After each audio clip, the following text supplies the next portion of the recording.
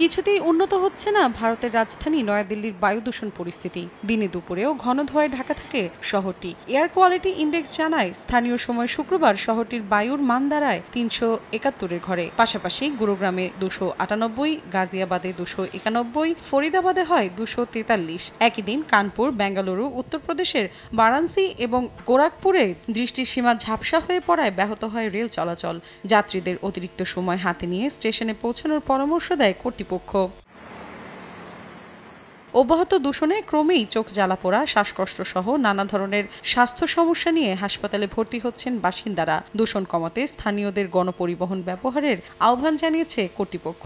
বহাল রয়েছে অনলাইনে পাঠদান কর্মসূচিও। এদিকে দিল্লির পার্শ্ববর্তী রাজ্যের খড়কুটো পোড়ানোর কারণে শহরটিতে ৬০% দূষণের সৃষ্টি হয় বলে জানিয়েছেন পরিবেশবিদরা। বলেন, চাইলেও আলাদাভাবে দিল্লি, পাঞ্জাব ও হরিয়ানা পরিষ্কার করা সম্ভব নয়। অনেক দেরি হয়ে গেছে, আর কোনো কিছুর জন্য অপেক্ষা করা যাবে না। পরিস্থিতি অনেক বেশি মারাত্মক হয়ে উঠেছে। অক্টোবর এবং নভেম্বরের বায়ু দূষণ প্রকট আকার ধারণ করেছে, তাই আমাদের প্রস্তুত থাকতে হবে। অর্ধেক পাউডারে দ্বিগুণ উজ্জ্বলতা। নতুন রিন অ্যাডভান্সড অর্ধেক পাউডারে দ্বিগুণ উজ্জ্বলতা। অন্যদিকে দূষণ রোধে সবুজ এবং স্বাস্থ্যকর উপায়ে চাষাবাদে পরিবর্তন আনার চেষ্টা করছেন পাঞ্জাবের একদল কৃষক। খড়কুটো না পুড়িয়ে ভিন্ন পন্থায় কৃষিজমিতে সার প্রয়োগের পদক্ষেপ নিচ্ছেন তারা।